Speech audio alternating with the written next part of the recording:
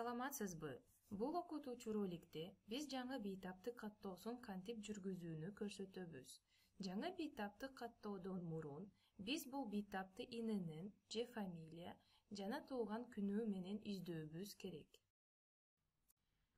Эгерде мындай бейтап маалымат базасында буга чейин катталган болсо, анда издөө ийгиликтүү болуп, жана сизге керектүү бейтапты сунушталган тизмеден издөө керек.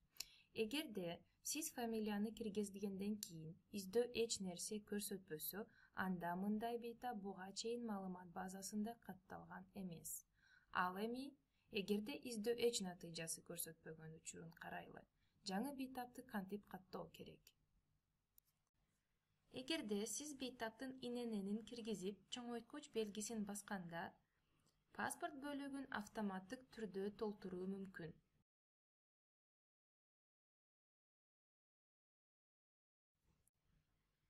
Эгер иненен жок болсо, анда паспорт бөлүгүн инененсиз толтуруңуз.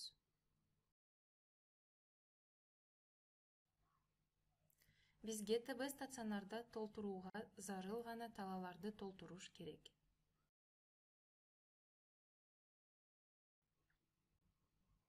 Андан ары бардык бизге керектүү талааларды толтурабыз.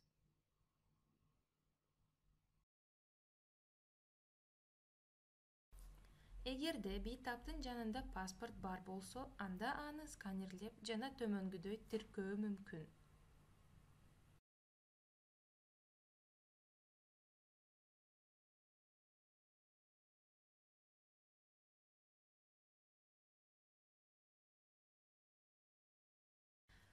Бардык керектүү талааларды толтургандан кийин сактоо баскычын басыңыз. Биз жаңы бейтапты каттоосун ийгиликтүү бүтүрдүк.